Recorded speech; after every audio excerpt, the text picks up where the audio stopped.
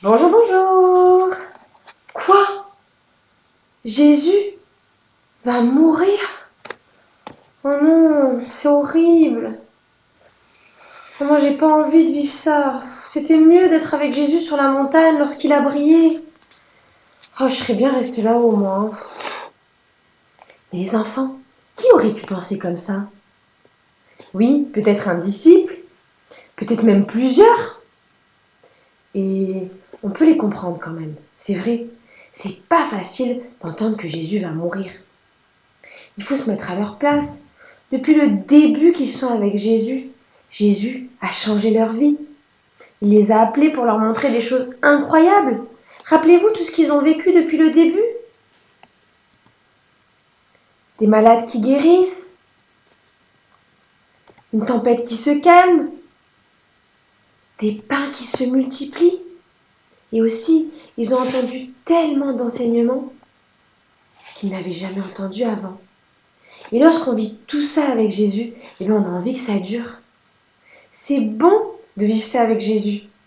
Mais voilà, là, ça fait 2 fois que Jésus va répéter aux disciples une chose beaucoup moins agréable à entendre. C'est ce qu'on a dit. Jésus a dit qu'il allait être livré entre les mains des hommes, qu'il allait le faire mourir et que 3 jours après, il allait ressusciter. Mais voilà, ça fait 2 fois qu'il le répète et les disciples n'ont toujours pas compris. Et ils vont même pas poser de questions en plus. Pourquoi les enfants? Vous vous souvenez? On avait vu la dernière fois que lorsqu'on ne veut pas comprendre, qu'on ne veut pas en savoir plus, c'est parce qu'on ne veut pas le vivre. C'est vrai. Peut-être que parfois ça t'arrive, à l'école, tu es en classe, et tu entends la leçon que la maîtresse explique.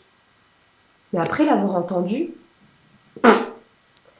même si tu n'as pas compris, tu n'as pas trop envie de poser de questions. Sinon, tu risques de devoir après faire l'exercice que la maîtresse a expliqué. À un moment, j'ai pas envie, je veux pas poser de questions. Non, si jamais après si elle m'appelle au tableau, que je dois faire l'exercice, je préfère penser à autre chose. Hein. Parfois c'est un peu comme ça. Hein.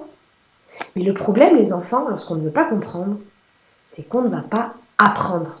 Et oui, on va rester toujours pareil. Rien ne va changer. Si tu ne veux pas comprendre les paroles de Jésus, eh bien tu ne vas pas réfléchir à ce que Dieu veut pour ta vie. Et alors, tu vas rester dans tes propres pensées. Des pensées qui n'ont rien à voir avec la parole de Dieu.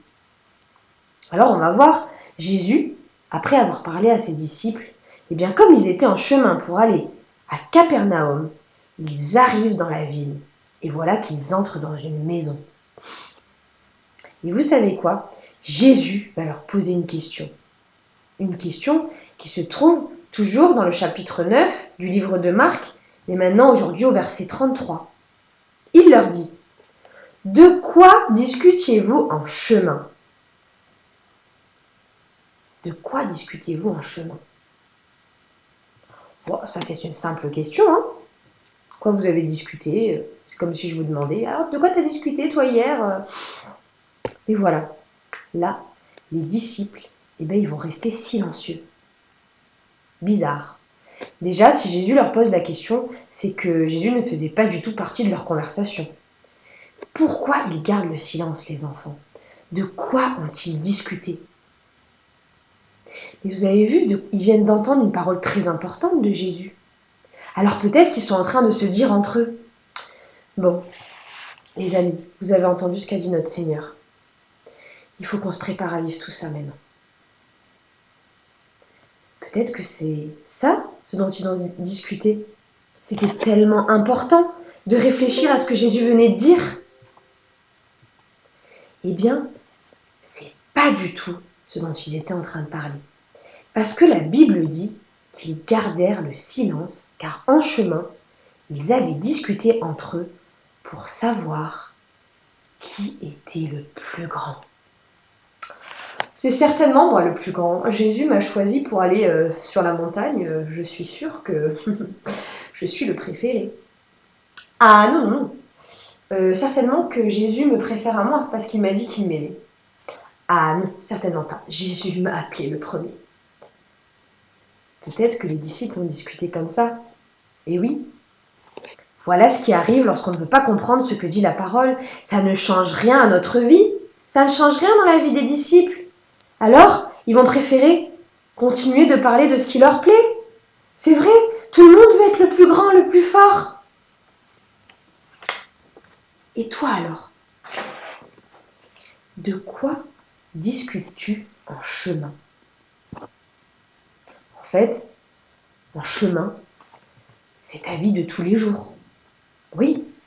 Et déjà, ça se passe dans tes pensées. Qu'est-ce qu'il y a dans tes pensées? Lorsque tu entends la parole de Dieu dans ta maison ou à l'église, et que la parole te dit d'obéir à tes parents, à quoi vas-tu penser après avoir entendu? Est-ce que tu vas réfléchir à comment tu peux le vivre à la maison chaque jour auprès de ton papa et ta maman?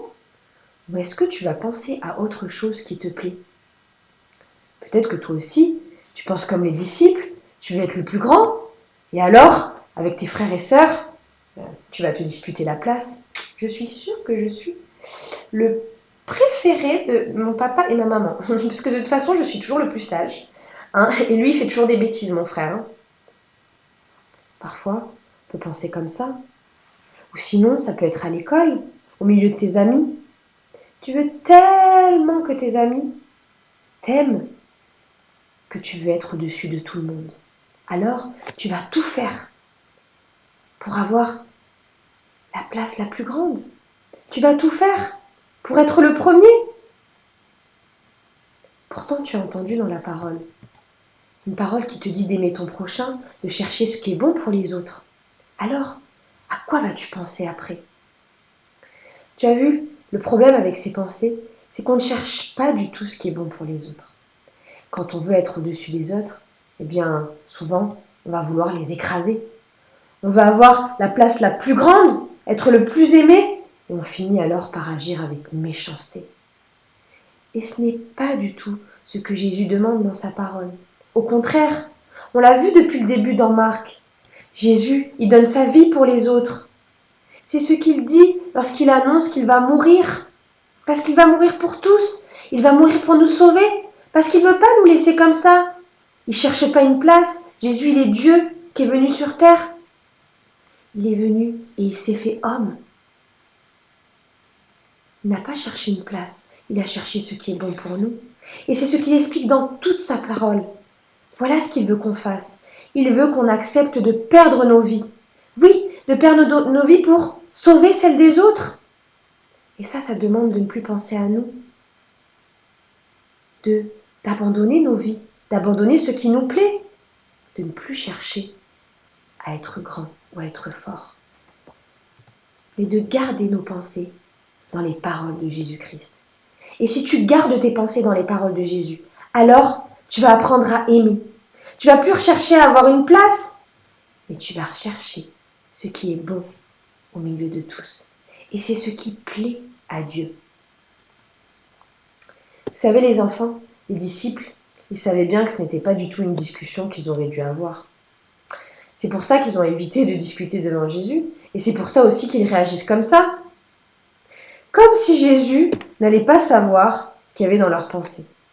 Et parfois, on fait un peu comme ça, nous aussi. On cache des choses à Dieu. On sait que c'est pas bien ce qu'il y a dans nos pensées, dans nos discussions.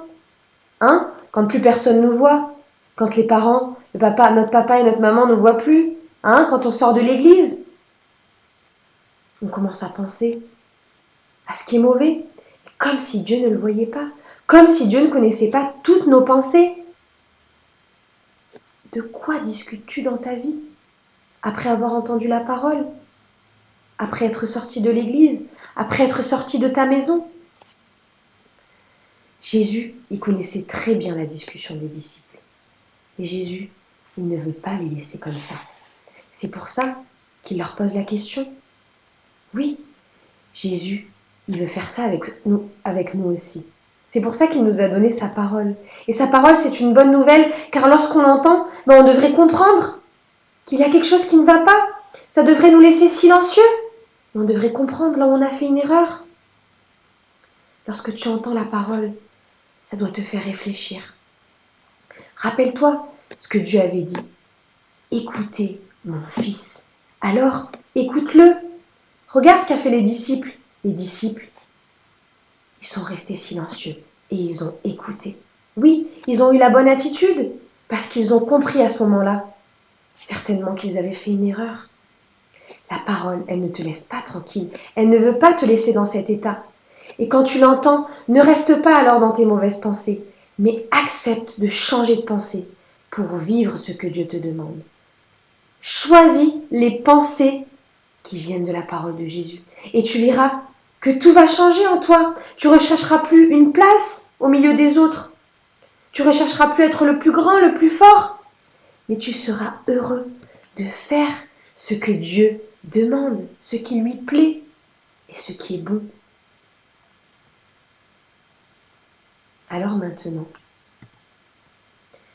de quoi vas-tu discuter en chemin?